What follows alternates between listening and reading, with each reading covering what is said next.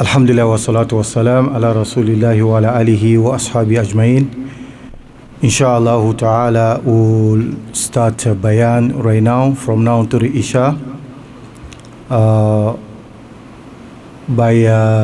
Inshallah we'll have a maximum to 40 minutes inshallah. Then after that we'll give a 10 minutes for questions and answers inshallah. Then we'll ask Imam to make dua for us. We'll pray from there, inshallah. We ask Allah subhanahu wa ta'ala to make it easy for us, inshallah. And we'll try to translate it, but it's not gonna be 101. We're just gonna summarize, inshallah ta'ala. We ask Allah subhanahu wa ta'ala to bless us and to reward each one of you. Wa hadha wa assalamu alaikum wa rahmatullah. Falyatafaddal mashkura. أترجم ولكن خلاصة بس خلاصة إن شاء الله.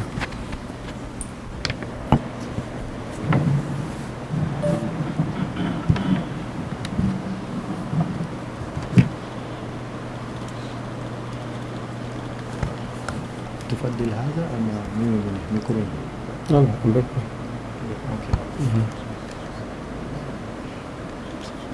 كم نبي بديتين الموضوع؟ لا ما يضرني بشيء. هذا أوكي.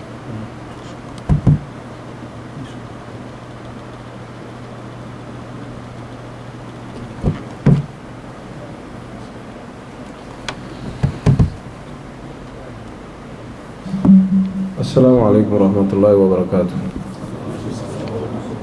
أعوذ بالله من الشيطان الرجيم. بسم الله الرحمن الرحيم. الحمد لله وحده والصلاة والسلام على من لا نبي بعده وأشهد أن لا إله إلا الله وحده لا شريك له وأشهد أن محمدا عبده ورسوله صلى الله عليه وسلم وعلى آله وأصحابه وكل من اقتداه بهديه وكل من اقتدى بهديه إلى يوم الدين وبعد. نسأل الله أن يبارك لنا في أمورنا كلها ويجعلنا من الذين يتبعون القول فيستمعون القول فيتبعون أحسنه. الحمد لله سبحانه وتعالى دل لك أني وكنيا لك بركة دعاء وقتولا لك أنجيني لك اللهراني يا ربي لك أن بالإسلام يكا لك أن فتولي من يكا قلت لكم في أمد الله بركة دعاء فكسي نماني نافك كان كتب محمد صلى الله عليه وسلم أنا سبينغو وأنا جينيو وأنا إسلام يجمع بلا جليل فقطاسي الكيامات دوما utmenu ko ambarew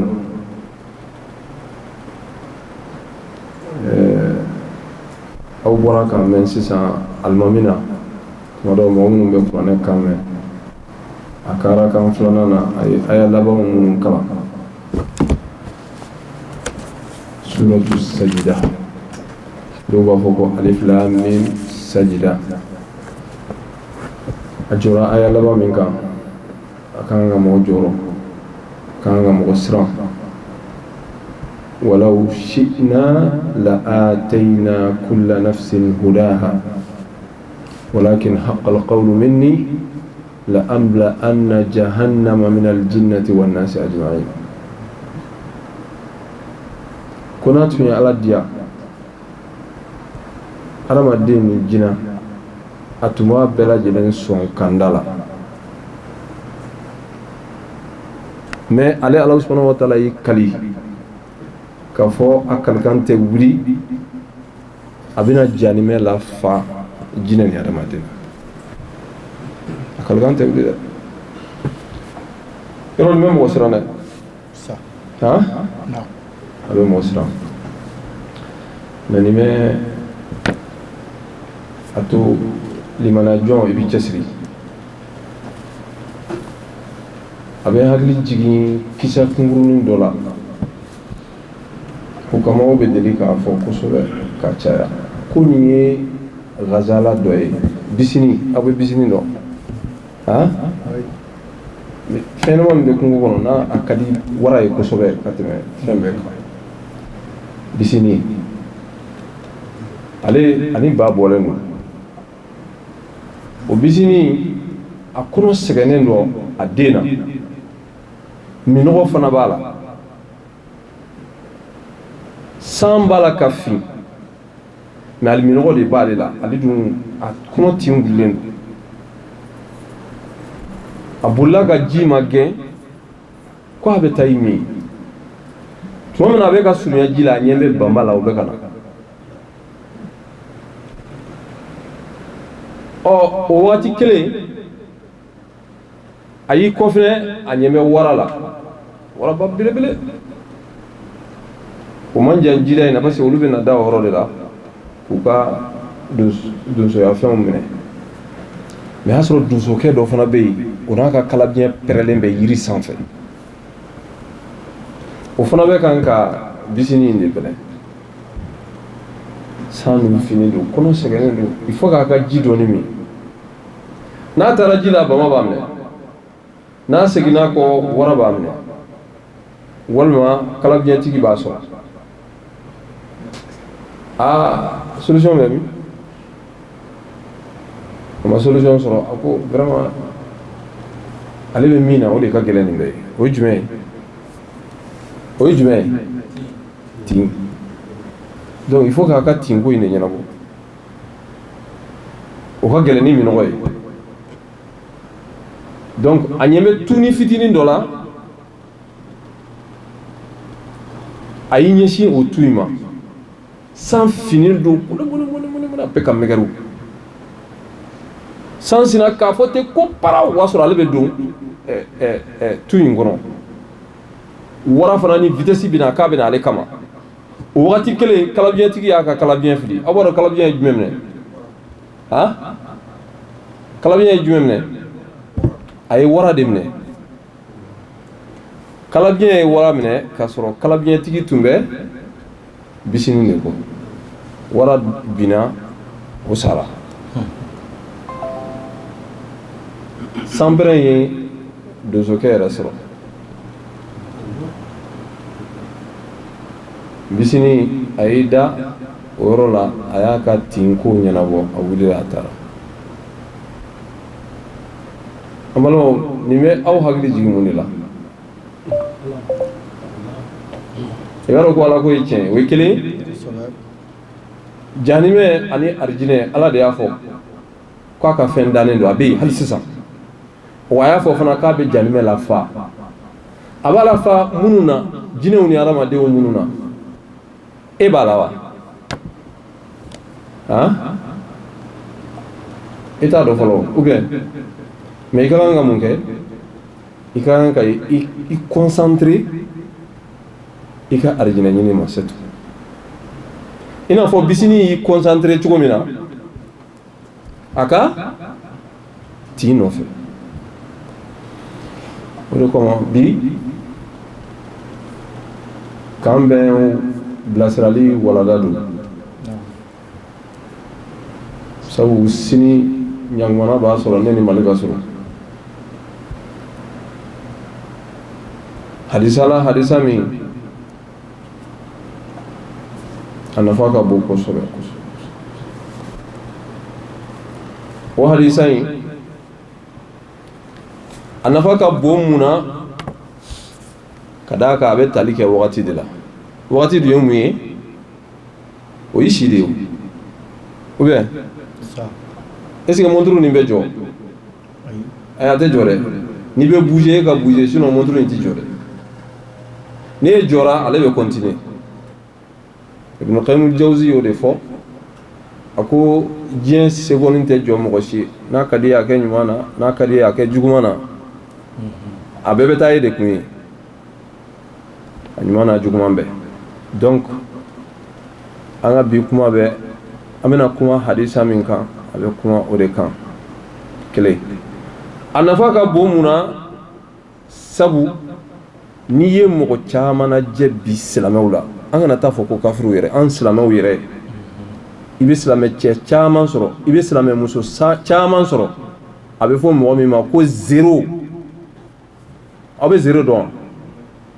zéro a bɛ mun de ɲa zéro ye fu de ye wa cɛ caman bɛ yen muso caman bɛ yen siga t'a la olu ye fu de ye société kɔnɔ fudo cogo jumɛn a tɛ ka fɔ kunfɛ ka bɛn ni u ka réalitéw ye u ka yecogow ye ɲɛnamaya kɔnɔ salaya ani volonté baliya ɲuman volonté baliya ɲuman negeda baliya ani ka sɔn ko e bɛ duguma de ani k'i ka ɲɛnamaya kɛ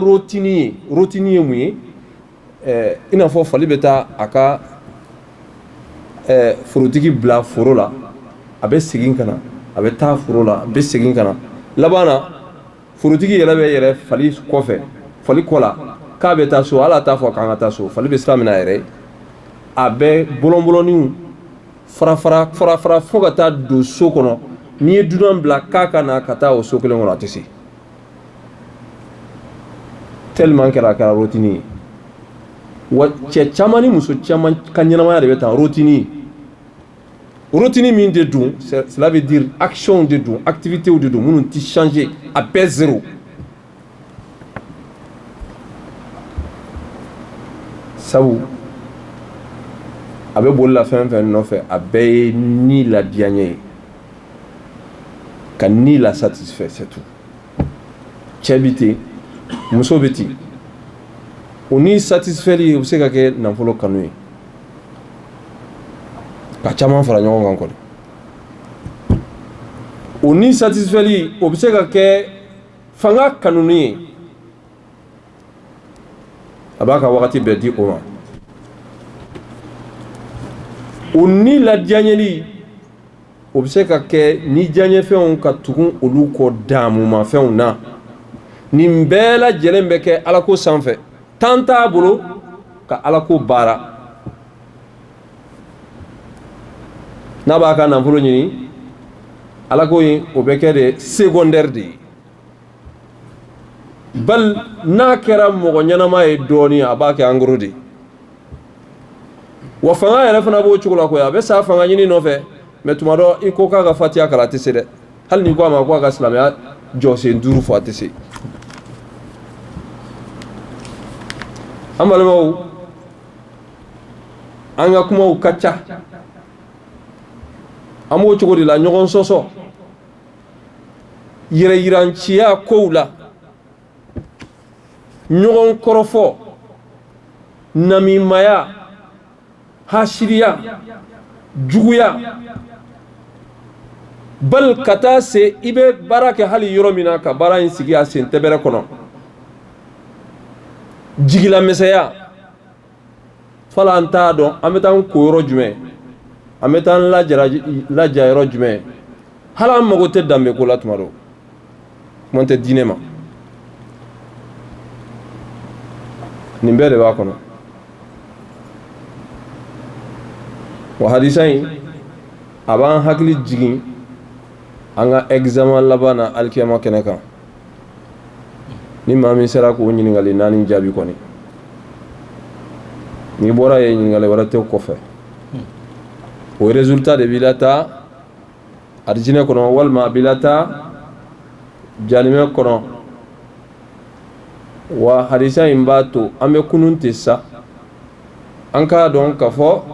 filɛbaga wɛrɛ bɛ ɲa la min ti a cɛ ye filɛbaga wɛrɛ bɛ kɔɲɔmuso la min t'a cɛ ye o hadisa in ye hadisa jumɛn ye hadisa de don hadisa min a ka kɛnɛ a nana nasiraw minnu fɛ sahihun fi sanadi wa sahihun fi matnihi kama yuqalu hasanun fi isnadihi wa fi matnihi hadisa in a nana nasira min fɛ o nasira ka kɛnɛ wa hadisa yɛrɛ fana kɔnɔna o ka kɛnɛ parce que hadisa in ye 2 de ye an kana sɔn mɔgɔ si k'a fɔ an ɲɛna ko alakira ko tan ka sɔrɔ hadisa in a kumakan in ma sɛgɛsɛgɛ ni hadisa a ka kɛnɛ sabu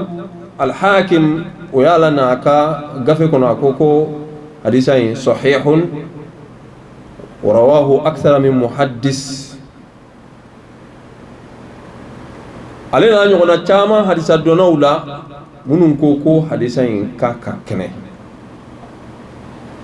nka a bɛ hakimu ka musadraku kɔnɔ kɛrɛnkɛrɛnnenya la hadisa mi ni a numéro est 7927 7927 ni tara musadrakul hakim kono ibta soroy hadisa fi tulihi wa ardihi الذهبي عليه فنا كوني حديثين ككنه بخاري ni muslim ko hadisayin keneyara olu fɛ hali ni a y'a sɔrɔ u ye sharti dɔw di a kan Sheikh al-Albani Muhammad Nasiruddin al-Albani bɛɛ b'ale dɔn hadisa ko la an ka karnu in na n'ale ye hadisa min i bolo ɲɛsin hadisa min na k'o ka ɲi a caman na n'i y'o sɛgɛsɛgɛ i bɛ taa sɔrɔ hadisa ka ɲi dɛ Sheikh al-Albani a ye nin hadisa in lanna a yɛrɛ ka gafe kɛrɛnkɛrɛnnen kɔnɔ a bɛ fɔ min ma ko Sahihul Jami' hadisa minnu ka kɛnɛ olu faralen bɛ ɲɔgɔn kan yɔrɔ min ni hadisa in bɛ o kɔnɔ Albani ko hadisa in ka kɛnɛ hadisa in nasu ye jumɛn ye Alakira ye mun de fɔ hadisa in kɔnɔ Ibn Abbas de hadisa in mafila Alakira la Ala ka diɲɛ bɛɛ ale n'a fa bɛɛ ma n'o de ye Abdullahi ye a ko Alakira de y'i kanto cɛ dɔ ma don dɔ la a bɛ kan ka cɛ in waju a ko a ma اغتنم خمسا قبل خمسين ko hey fɛn duuru profiter i k'a tɔnɔ bɔ yani fɛn duuru kana i sɔrɔ a y'a hakili to kuma in na dɛ fɛn duuru kɔlɔsi i janto olu la yani fɛn duuru wɛrɛ k'i sɔrɔ kɛ i n'a fɔ bisini makhatiru danger b'a lamini bɛɛ la mais o ma bali a ka fɛn kelen in kɔni a k'i i hakili to la e min ye hakilima ye e min ye silamɛ jɔnɲuman ye k'i hakili to fɛn duuru la yani fɛn duuru wɛrɛ k'i sɔrɔ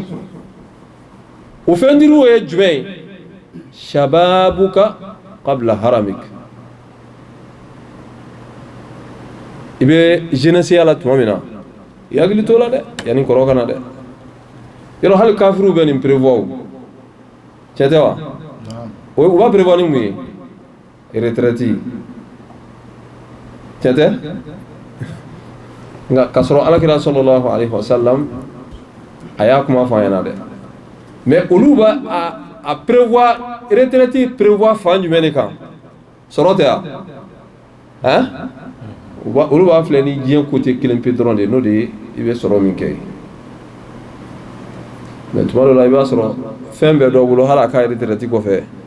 mais a ma lafiya i b'a dɔn o de la ko adamaden ko nafolo matériel dɔrɔn tɛ adamaden lafiya koyi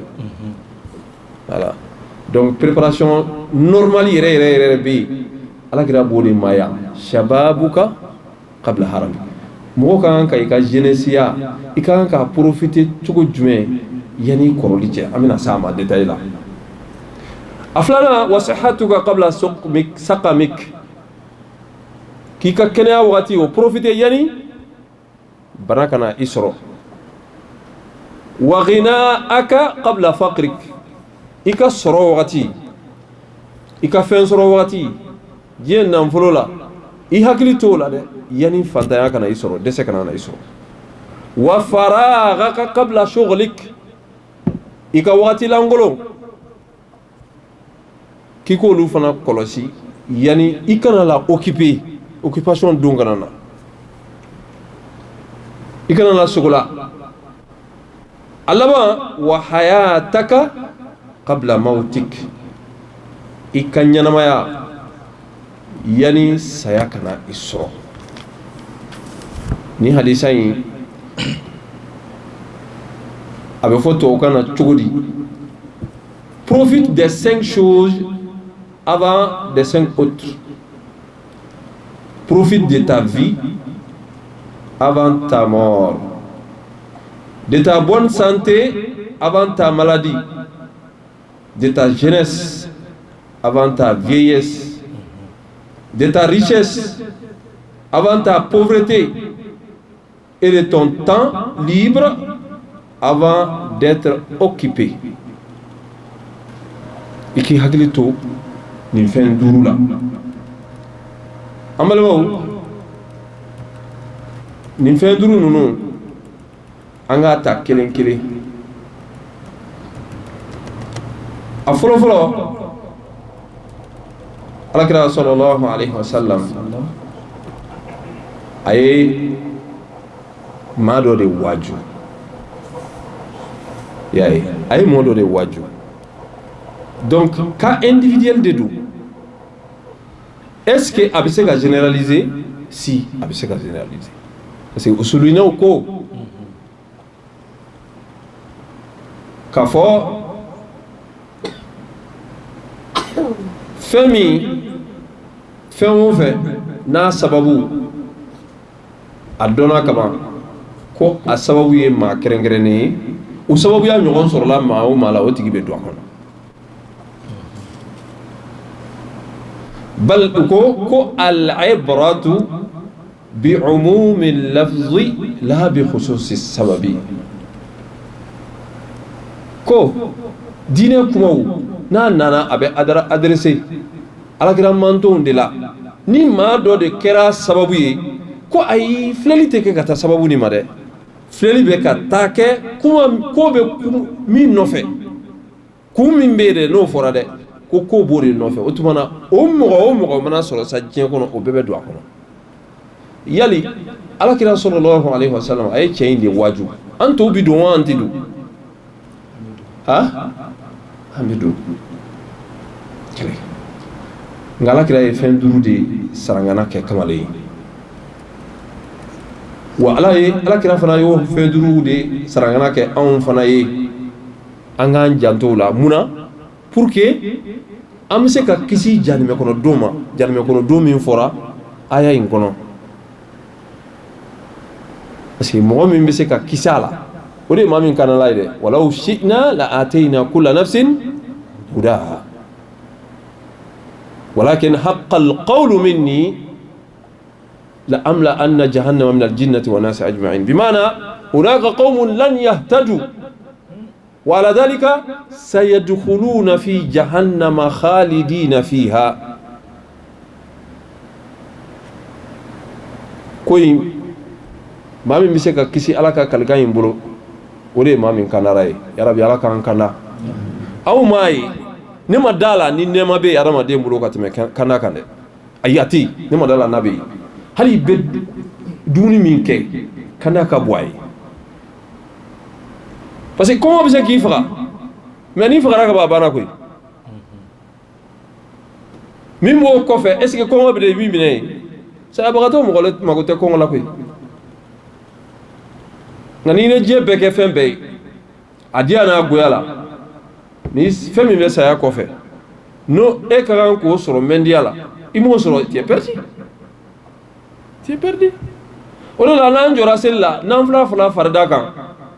anw bɛ Alahu subhanahu wa ta'ala majamu ka majamu an bɛ tila k'a deli an b'a deli mun de la duwawu min bɛ kan kalan an fɛ seli kɔnɔ n'an fila farida kan an bɛ mun de fɔ ihdina siratal mustaqim a duwawu filɛ nin ka daminɛ fatiha daminɛ na fo ka na se wa iyyaka nasta'in a bɛɛ ala majamu de an bɛ duwawu kelen pe de fɛn kelen pe de ɲini ala fɛ an ka seli bɛɛ kɔnɔ n'an fila ni farida bɛɛ o kelen ye jumɛn ye k'ala an kanda i t'a dɔn ko kanda ka di fo n'i ye adamaden ɲɔgɔn dɔ fililen ye e ka bɔ i k'i jɔ gitɔrɔn da in na kana taa yɔrɔ si i jɔ une minute gitɔrɔn aw ka misiri da in na dɔrɔn i b'a dɔn sisan ko kanda ka di tiɲɛ tɛ i bɛ dɔ tɛmɛtɔ ye sisan a bɛ manamanakan fɔ la a farikolo bɛɛ wɔrɔlen don ka bɔ fini na a cɛ n'a muso o tigi kanda la est ce que e bɛ kɛ o ɲɔgɔn ye han i tɛ kɛ o ɲɔgɔn ye munna parce que ala ye kanda de donc i ka cɛkisɛtɛya tɛ o Alahu subhanahu wa ta'ala de y'i bɛn sababa ma i ka kanda sinon i tun bɛ se ka kɛ nin jamana in mɔgɔ dɔ ye ka kɛ nin mɔgɔ ye min tɛmɛtɔ filɛ nin ou bien c'est impossible c'est pas impossible a bɛ se ka kɛ o mais munna ala ma e bila olu kɔnɔ parce que i ka di ala ye wallahi an bɛ nɛɛmaba de kɔnɔ ni silamɛya don an b'a dɔn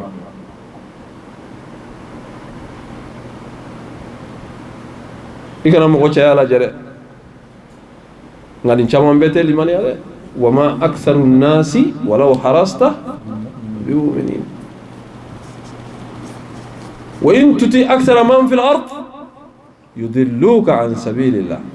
emana ke nyaawo nyama hey nyama ni ma caman ba imbela di bete limana ko wani tuguna ma caman ko hali be kanda fitini min ga obi wala de hera fitini min bi bulo ne obi wala donc pour que ikana wala ni fen duru nunu ki ko lu kolosi o fen duru ni folo folo e jumay shababuka qabla haramik kuy ka demsenia avant que ikama korobaya ne ba woni ngaw bibi naw n'a fɔra ko ka ko ko kɛ k'a la wasa denmisɛnnin maakɔrɔba jɔn de bɛ se ka kɛ denmisɛnninya de don hali ala ko funɛgɛninw don dɛ alakira sallallahu alaihi wasallam ale min y'an ka exemple ba ye a bɛ diinɛ in ta tuma min na k'a yanga san joli san 40 ale yɛrɛ ka sahaba ninnu bɛɛ i bɛ fɛn fɛn tɔgɔ mɛn a kana k'aw ɲɛna ko cɛkɔrɔba dɔ de don dɛ nin bɛɛ alakira ka kɔrɔ ni nin bɛɛ ye i abubakar sidik wo i umaru wo i usmanu wo nin bɛɛ alakira ka kɔrɔw ye donc olu de ye diinɛw ta k'a yangan koyi ka se nin yɔrɔ in bɛɛ ma n'u tun kɛra maa kɔrɔkɔrɔ n'u ye diinɛ in tun tɛ taa yɔrɔ si koyi wa hali diɲɛ jɔli la anw ɲɛ bɛ diɲɛ setigiba minnu na n'u taara diɲɛ jamana o jamana la u b'u ka kow u b'a planifier k'a ɲɛsin jɔn na la jeunesse o de la hey olu bɛɛ to yen e min yɛrɛ filɛ nin ye jeunesse ya kɔnɔ dɛ kana to i bɛ jeunesse ya kɔnɔ tuma min na i k'i yɛrɛ bila dɛsɛ kɔnɔ i n'a fɔ anw ka jeunes caman b'a kɛ cogo min na u bɛ daga senɲɔgɔn la dɔrɔn u ma kɛ ni diɲɛ sɔrɔli ye u ma kɛ ni lahara sɔrɔli ye u tɛ dɔwɛrɛ fɔ k'anw ye kunfinw de ye u bɛ temps perdu manamana ko gansan na an bɔra ka fɛn minnu fɔ ɲɔgɔn sɔsɔw kuma camanw ɲɔgɔn kɔrɔfɔw namimayaw diɲɛ wuli kumaw kuma minnu ni résultat t'a la a tɛ foyi kɛ a tɛ jamana jɔ wa a tɛ diinɛ fana jɔ mais et pourtant n'u tun y'u ka denmisɛnninya effort ni a fanga ni n'u tun ye ba don a la ala ko sira fɛ o tun bɛ kɛ o hɛrɛ y'u bolo parce que hali ni si banna k'i to denmisɛnninya kɔnɔ alakira ko sallallahu alaihi wasallam ko alikiyama jɔ ka gɛlɛn tuma min na dɛ maa qualité 7 bɛ yen olu bɛ larisi suma la olu yɛrɛ t'a dɔn ko alikiyama ka gɛlɛn olu yɛrɛ t'a dɔn ko jɔko bɛ yen o mɔgɔ qualité 7 o dɔ la kelen de ye mɔgɔ min ye funɛŋɛni ye n'a y'a ka funɛŋɛniya don fɛn na min b'a nafa diɲɛ ko ni lahara ko la donc i b'a dɔn nin na k'a fɔ alakira ye ladilikan fɔlɔfɔlɔ min fɔ cɛ ɲɛna yan a ye sarangana fɔlɔ min fɔ cɛ ɲɛna yan a jɔyɔrɔ ka bon kosɛbɛ ladilikan filanan wasihataka qabla saqamik i ka kɛnɛya wagati yani i ka bana siga kɔni t'a la aw b'a dɔn k'a fɔ ko kɛnɛya ka di ni dalen t'a la ko kɛnɛya ka di e ka taa dɔgɔtɔrɔso la sisan bɛnɛ i bɛ taa dɔ sɔrɔ ale hali a dusukun min b'a la a ta tɛ machine de bɛ k'a la marcher o t'aw fɛ yan i bɛ dɔ sɔrɔ hali da min filɛ nin y'a bolo a tɛ se ka dumuni kɛ n'a ye fo n'u yɛrɛ accord don a nun fɛ ka dumuni nata dɔɔni dɔɔni tiɲɛ tɛ bon n'i y'o ɲininka o ko fɛn min ka d'a ye ka tɛmɛ diɲɛ kɔnɔ ka tɛmɛ fɛn bɛɛ kan ko k'o d'a ma a bɛ mun de f'i ye a ka kɛnɛya sisan dɔrɔn ka na hali n'a ma foyi wɛrɛ kɛ mais e dun e bɛ ɲininka don o don ko cɛ o ko kow bɛ cogo di ko cɛ o ma ɲi dɛ jamana ka gɛlɛn dɛ i da t'a fɔ abadan alhamdulilahi ala kulli hal i da t'a fɔ et pourtant ala subhanahu wa taala ye kɛnɛya d'e ma i bɛ pan ka muruti la i bɛ taa yɔrɔ bɛɛ hali tɛ ko sɔrɔ a la i bɛ ka fiɲɛ minɛ k'a bila même sans rendre compte k'a fɔ ninakili in ye koba ye e k'a minɛ dɔrɔn ka se ka miniti 2 dafa tan e k'a kɛ tan a minɛ bɛ i bɛ se tu peux pas mais et pourtant dɔ bɛ yen nɔ pour que a ka ninakili sɔrɔ c'est très difficile mais ala ye nin bɛɛ kɛ ye e tɛ ka aussi jate ko ye koba ye o de la alakira sallallahu alaihi wasallam a ko maa o maa man asbaha aminan fi sirbi mu'afan fi jasadihi indahu qutu yawmihi fa ka'annama hiyizat lahu ad-dunya bi hadafiriha ko maa o maa alakira de ko ten ko maa o maa don o don n'a dugu jɛra k'a sɔrɔ e ka sécurité maintenulen don sécurité bɛ yen kelen a filanan bɛ e ka kɛnɛ i farisogo la e ka o don balo b'i bolo ko i ka juru tɛ ala la wa diɲɛ fɛn hɛrɛ fɛn fɛn bɛ yen ko ala bɛɛ de ma sa an bɛ boli ka diɲɛ ɲini o cɛ tɛ wa mais est-ce que an bɛ don min na o balo t'an bolo wa han an bɛ don min na o balo t'an bolo wa mais o bɛɛ la don o don an bɛ boli la o de diɲɛ natabagatɔ ale bɛ ka ɲɛfɛ fɛn gɛn a tɛ kun a la kɔfɛ fɛn fana b'ale kɔ o fana bɛ k'ale gɛn nka o bɛ kɔ ale la siga t'o la pewu walima min b'a kɔ n'a bɛ fɛ k'a minɛ don min na a bɛ t'i jɔ a ɲɛfɛ de o ye jumɛn ye an tɔɲɔgɔn dɔ bɛ yen nɔ a tɛ saya ko tulonkɛ kuma la dɛ an sɛnɛkun don mais n'i ye i da k'a fɔ a ɲɛna ko karisa ko n'i sara ko n b'a kɛ tan tɔ non a b'a fɔ ko kelen nin to tulonkɛ kuma la dɛ a tɛ saya ko kuma fɛ mais est-ce que ale kelen don a kelen tɛ saya mana an se o qul innal mawta alladhi tafirruna minhu fa innahu mulaqikum a bɛna i kunbɛn o wa i t'a dɔn a bɛna don o don i t'a dɔn a bɛna wagati o wagati et puis i t'a dɔn a bɛna lihala o lihala nin yɔrɔ yɛrɛ de bɛ ne jɔrɔ ka tɛmɛ a bɛɛ kan i t'a dɔn a bɛna don min i t'a dɔn a bɛna yɔrɔ min i t'a dɔn a bɛna k'i to lihalaya min na hali o don a tɛ tɛmɛ tile dama dama kan dɔ ye muso dɔw ka fɛngɛ bila non mais c'est terrible m'a dɔn kalanbila ɲɛnajɛ de don a ye don kɛ k'a kɛ f'a bɛ mɔgɔw wele ko mɔgɔw ka tɛgɛrɛ fɔ dabila k'u ɲɛsin ale kelen pe ma kana to la dɔrɔn k'i yuri ka bin chaise kɔnɔ o kɛra talen de ye non yan ka di nin ye e ka nin lajɛ bon e bɛna sa nin sara nin sa cogo in na mais e yɛrɛ min bɛ k'a lajɛ e yɛrɛ bɛ sa cogo jumɛn na i t'a dɔn yarabi ala k'an laban ɲɛ dɛ o rɔ ko i ka kɛnɛya wagati o profiter parce que e t'a dɔn i ka ɲɛnamaya yala a bɛna taa laban bana la don dɔ la o b'a sɔrɔ e dɛsɛra tɔn y'i ka kɛnɛ dɛ non ne faut pas que i ka temps di i yɛrɛ ma dɛ o de la imam ahmad don dɔ la a b'a ka kalanda ninnu sigi a bɛ kalanda ninnu sigi a ka kalandenw b'a lamɛn a tɔɲɔgɔn a ka kalanden a ka lamɛnnikɛla dɔ de bɛ yen o don dɔ la o de nana i kanto a ma ko imam ahmad ko don jumɛn e bɛna lafiya di don jumɛn de bɛna i yɛrɛ reposer a y'a jaabi kumakan kelen pe a ko tuma min na n'i ye siratu tigɛ ka taa arijinɛ kɔnɔ tuma min na n'i ye siratu tigɛ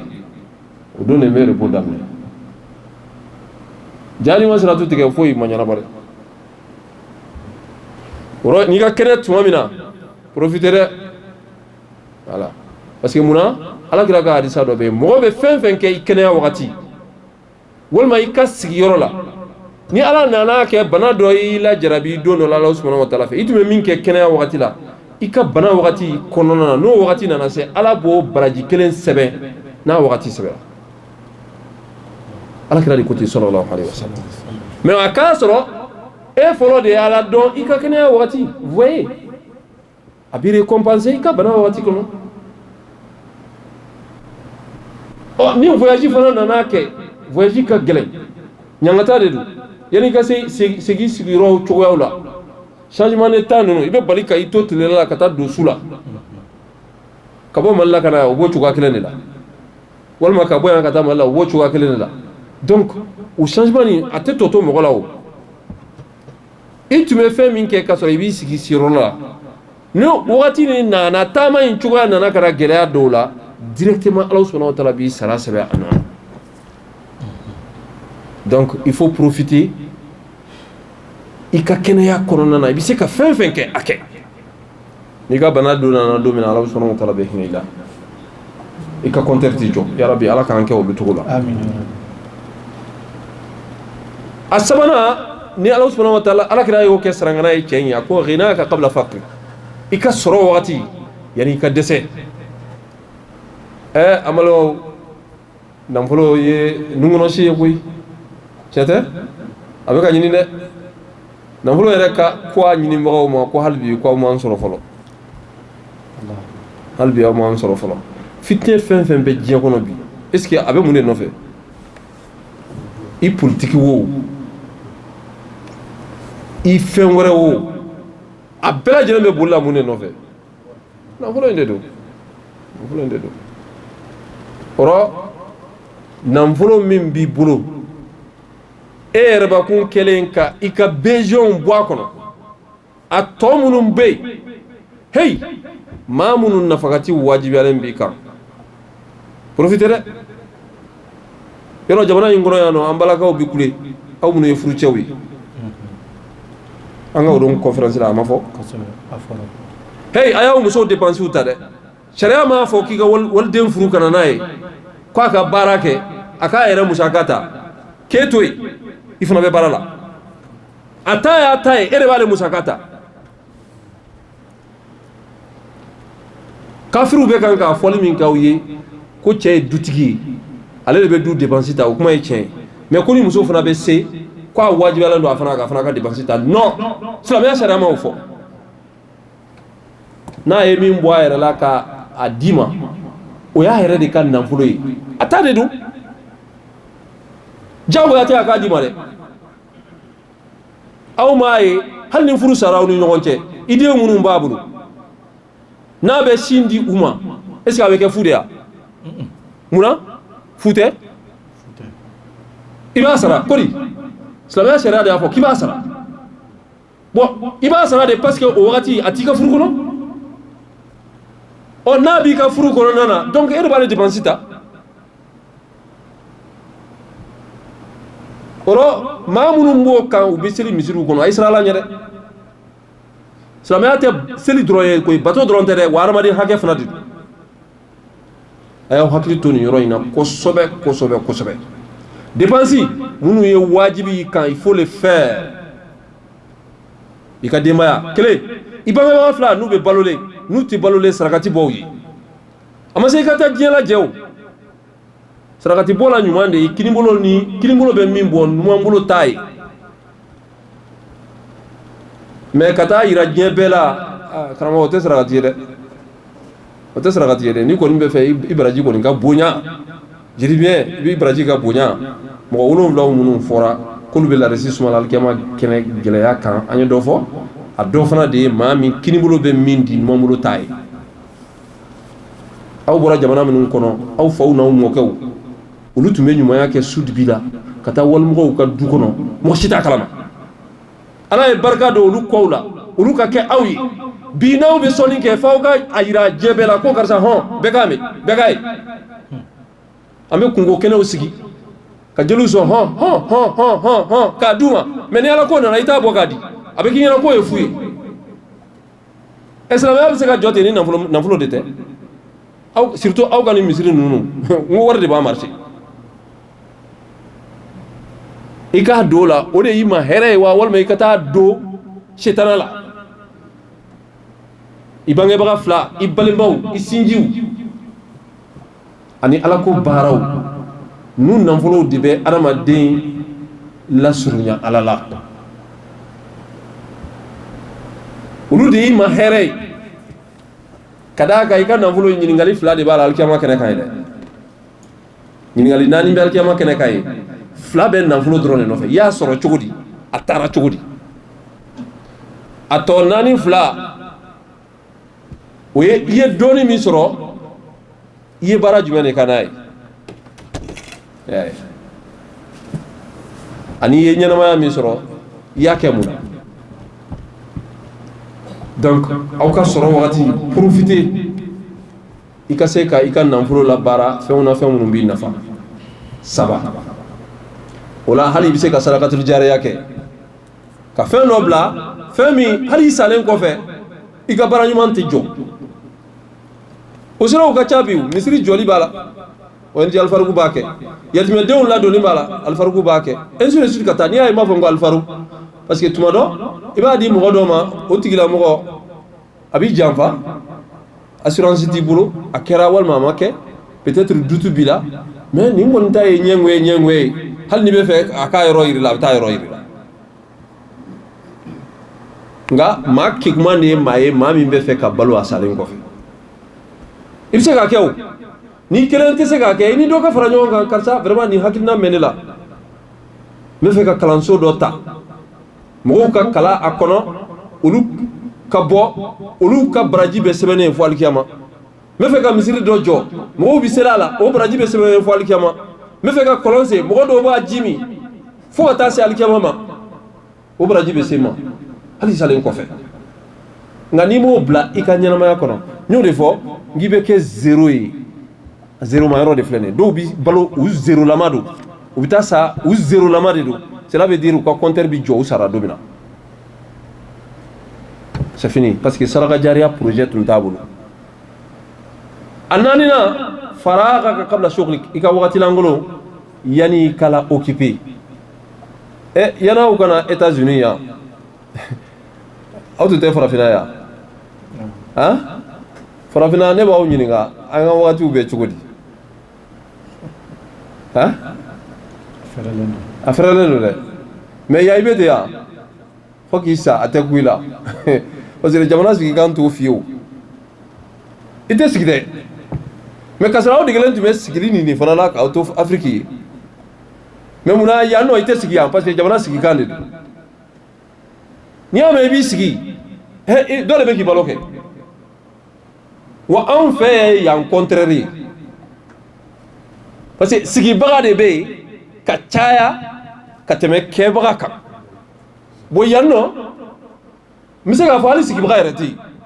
n'i ye mɔgɔ min sigilen yan dɔrɔn fo n'a bɔra giribu ninnu na dɛ delikɛla ninnu minnu bɛ yaala i tɛ dɔrɔmɛ d'i ma n bɛ daraka dun o tɛ wa han ani delenka ninnu minnu ratelen don olu yɛrɛ sans conviction walayi mɔgɔ si tɛ ala deli i ka kɛ olu mɔgɔ fasugu ye jamana ka so jɔ i ye ten e ka k'a kɔnɔ yen ten i ka balo ten i don na ten yanni saya kana i sɔrɔ ten e bɛ taa sa ten ka taa i ɲɛ jɔ ala la ten ka taa don janimɛ kɔnɔ ten a t'a dɔn yɛrɛ ko Dieu existe i b'a dɔn ko silamɛya ka di dɛ o ɲɔgɔnna caman bintigiw caman jɔlen tɛ aw fɛ yan nin k'u bila a kɔnɔ voilà donc temps libre o kɔni bana t'aw fɛ yan mais a bana b'anw fɛ yan Afiriki voilà donc k'an k'an ka temps fana profiter yani an kana mago sa alakira Ala subhanahu wa ta'ala ye kangari gosi kuranɛ kɔnɔ fa khalafa min ba'dihim khalfun adaa'u salata wattaba'u shahawat fasawfa yalqawna ghayya voilà ko maa dɔw dana alakira manto ɲumanw kɔfɛ dɛ olu y'u ba don diɲɛ de la k'u mago bɔ seli la k'u mago bɔ ala ko baaraw la ka tugu ni dingɛw kɔ ko wa ko ni Ala subhanahu wa ta'ala bɛ taa ɲɔgɔn bɛn u bɛ taa don ghayya de kɔnɔ ghayya ka jugu dɛ o ye janimɛ yɔrɔ dɔ de ala k'an kisi k'an tanga a duurunan n'o y'a laban an bɛ kuma kuncɛ o kan o de ye i ka ɲɛnamaya yanni saya kana i sɔrɔ an bɛ sa don min na est-ce que an b'a dɔn han an t'a dɔn dɛ donc i bɛ don min na o don de y'i ta ye e bɛ jigin kaburu kɔnɔ tuma o tuma i t'o dɔn donc kana bi baara bila sini kama i bɛ se fɛn fɛn na kabini bi a daminɛ o ŋaniya ɲuman min b'i la dɛ hali n'a ma dafa Ala subhanahu wa ta'ala b'a baraji dafalen sɛbɛn i ye silamɛya nɛɛma bonya yɔrɔ de filɛ nin ye donc adamaden ka ɲɛnamaya a bɛ taa sira min fɛ Ala subhanahu wa ta'ala t'a ye latigɛ ye dɛ mais e yɛrɛ t'a ye laɲini ye ou bien voilà o la a bɛ fɔ tubabu ka proverbe la ma dɔn ko l'homme propose et Dieu dispose adamaden laɲini b'i bolo dɛ mais ko latigɛli o bɛ jɔnni bolo o bɛ Ala subhanahu wa ta'ala de bolo n'e bɛ fɛ i ka don arijinɛ kɔnɔ siga foyi t'a la i bɛ don dɛ wa n'i tɛ fɛ ka don arijinɛ kɔnɔ karamɔgɔ i tɛ don koyi nka a kana kɛ mɔgɔ ɲɛna ko mɔgɔ bɛ don arijinɛ kɔnɔ fu dɛ ayi fu tɛ mɔgɔ don dɛ ko i ŋaniya ɲana ko ŋaniya ɲuman bɛ wasa kɛ c'est faux archi faux ŋaniya ɲuman tɛ mɔgɔ si don arijinɛ kɔnɔ ne ye n sigi Afiriki yen nɔ ko ne ŋaniya ka ɲi n bɛna taa États-Unis est-ce que ŋaniya ɲuman b'i se États-Unis yan i sigi yen tile bɛ bɔ i la yen i bɛ fɛɛrɛw de tigɛ fɛɛrɛ ɲumanw na minnu bɛ se k'a to i bɛ yana sɔrɔ o y'an ka diɲɛ ɲini o ou bien bon e k'i sigi ten arijinɛ ko la ko ko ŋaniya ye wasa kɛ ni ŋaniya ɲana ka ban banna ko Ala b'i don arijinɛ kɔnɔna na mais c'est faux Ala subhanahu wa ta'ala de y'a fɔ afa hasibtum annama khalaqnakum abasa wa annakum ilayna la turja'un yali aw b'a jate k'a fɔ ko Ala y'a da fu kama fu tɛ dɛ i m'a ye n bɛ misali kelen pe fɔ aw ɲɛna aw k'o faamu ni adamaden min i taara Ala subhanahu wa ta'ala sɔrɔ alikiyama don junubi t'i la baraji fana t'i la i bɛ taa min ne b'aw ɲininka i bɛ taa min a ye kuma kɛ junubi tɛ mɔgɔ min na a ma kojugu kɛ fewu a ma ɲuman yɛrɛ fana kɛ fewu a ka fɛngɛ bilan vide foyi t'a kɔnɔ a taara Ala subhanahu wa ta'ala sɔrɔ a bɛ taa min a ye n jaabi kɛ a bɛ taa min munna a bɛ taa tasuma la parce que a ma fosi kɛ fu fana tɛ don arijinɛ kɔnɔ o fu tɛ don arijinɛ kɔnɔ dɛ e danna de pour que k'Ala bato wa ma khalaqtul jinna wal insa illa liya'budun Ala y'a fɔ o e ma ɲuman kɛ i ma juguman kɛ et pourtant Ala ko k'a y'i dan de pour que e k'a bato bato ye jumɛn ye o tɛ ɲuman ye e ma hali ɲuman kelen kɛ i ma juguman fana kɛ i ye juguman kɛ parce que Ala ko a ye n bato e ma bato kɛ i ma Ala sɔsɔ wa bon n'i Ala sɔsɔ e ma juguman kɛ i ye juguman kɛ donc o la e tɛ se ka kisi o i tɛ se k'a fɔ ko ne ka bilan ye vide de ma ɲuman kɛ ma juguman kɛ donc ko Ala ma kan ka minɛ la ni ma Ala subhanahu wa ta'ala bato kɔni k'i ka ɲɛnamaya kɔni consacré o la siga foyi t'a la i bɛ taa fɛn de sɔrɔ ɲɛ min ye bɔnɛ ye o de la Ala subhanahu wa ta'ala ko yawma tajidu kullu nafsin ma amilat min khairin muhdara wa ma amilat min su tawaddu law anna baynaha wa baynahu amadan ba'ida ko n'i ma fɛn bɛɛ adamadenw na jinɛw la u bɛ taa Ala subhanahu wa ta'ala sɔrɔ bɛɛ b'i dan tigɛ n'i ka baara ye ni hɛrɛ de don i b'a sɔrɔ ɲɛ ye n'i ye min kɛ juguman na fana i b'o sɔrɔ ye mais jugumantigi ko a b'a nata Ala subhanahu wa ta'ala ka furancɛ jan don ale n'a ka juguman cɛ pour que o kana bɔ kɛnɛ kan o don i t'a nata abadan k'i ka juguman ka bɔ kɛnɛ kan nka Ala subhanahu wa ta'ala b'i sara ka bɛn n'i ka kɛwale dɛ man wajada khairan falyahmadillah wa man wajada ghayra dhalika fala yalumanna illa nafsa n'i ye dɔwɛrɛ sɔrɔ min t'i hɛrɛ ye i kana maa si jalaki dɛ i b'i yɛrɛ de jalaki sabu i yɛrɛ bakun ka baara i ka baara tɔnɔ bɔlen de don o an bɛ Ala subhanahu wa ta'ala deli yarabi Ala k'an ka ɲɛnamayaw barika nin bɛ fɛn min laɲini anw fɛ nin kuma duman bɛɛ n'i ko ten ko wajili diyara kabini bi i jilaja i ka projet dɔ kɛ i yɛrɛ ye kɛrɛnkɛrɛnnen la i ka ɲɛnamaya tɔ kɔnɔ i bɛ fɛ ka minnu kɛ i yɛrɛ n'i ka denbaya n bɛ se ka mun kɛ n ka du kɔnɔ fɔlɔ pour que ka silamɛya dɛmɛ kelen o tɛmɛnen kɔ ka bɔ a la e bɛ se ka silamɛw bɛɛ lajɛlen ɲafa ni mun ye silamɛya baara la i ka misiri i bɛ seli yɔrɔ min aw ka association bi yɔrɔ min i k'i hakili to nin bɛɛ la hey e yɛrɛ bakun e be mun de don silamɛya la il faut que k'i ka comportement changer ni tɛ fɛn dɔ diinɛ la sigi karamɔgɔw fɛ o k'i kalan maa si ma wolo a kalan ne wa diinɛ in tɛ bara jahiliya kan dɛ an sera a kɛcogo la ala k'a minɛ an ma se a kɛcogo la ala k'a minɛ a tɛ taa yɔrɔ si ala mago foyi t'i ka o duwawu la an bɛɛ ka sigi an ka kalan dɛ misiri ninnu dabɔra de an ka diinɛ kalan k'a pratiquer mais misiri dayɛlɛlen don aw bɛna seli dɔrɔn Allahu akbar assalamu alaikum o y'aw talen n'i y'a min ɲininka k'a ka fatiha kalan a tɛ se hali seli sura ɲuman t'a bolo e ye mun silamɛ modèle ye il est temps an k'an ka comportement changer il est temps an k'an ka comportement changer i k'i jilaja fana i bɛ se ka min kɛ nafoloma kow la diinɛ baara la i tɛ se k'a kɛ i jilaja i farikolo ka sɔrɔ a baara la nafolo ka kan ka se ka baara min kɛ e farikolo k'a kɛ nafolo kɔni t'i bolo mais farikolo ala ye farikolo d'i ma kɔni a tɛ se k'i jɛ a fila bɛɛ la wa n'a y'i jɛ nin fila bɛɛ la a sabanan bɛ yen ala ye hakili ɲuman kɔni d'i ma hein les hommes de sagesse minnu si janfara u tɛ se ka farikolola baara kɛ nafolo fana t'u bolo mais u bɛ se ka to yen comme les soutiens des sages pour que baara ɲuman bɛ yɔrɔ min na k'a cɛkɔrɔma tintin a y'a kɛ tan a y'a kɛ tan a y'a kɛ tan o bɛɛ ye dɛmɛ dɔ ye koyi nin bɛɛ lajɛlen faralen ɲɔgɔn kan o de bɛ silamɛya la taa ɲɛfɛ wa siga foyi t'a la n'an ye nin ladilikan ninnu bɔ a sira fɛ diinɛ bɛ bouger dɛ mais n'an y'a to seli ma Allahu akbar assalamu alaikum fi sabilillah o ye diinɛ salen de ye o ye diinɛ salen a tɛ taa yɔrɔ si a tɛ taa yɔrɔ si diinɛ mago bɛ réalité de la an bɛ fɛn minnu ye k'a ye an denw kalanna u bɛ diinɛ dɔn k'a ye an ye misiriw jɔ an tɔgɔ la k'a ye an silamɛ jamakulu bɛɛ faralen don ɲɔgɔn kan n'an ko k'an bɛ fɛn fɛn kɛ don min na an bɛ se k'a kɛ bi sɔgɔmada in na walahi ne bɔra k'an jɔ gitɔrɔnda in na yan ka bɛn ni jamakulu dɔw tɛmɛtɔ aw bɛɛ y'a ye minnu bɔra a kalama e ka nin lajɛ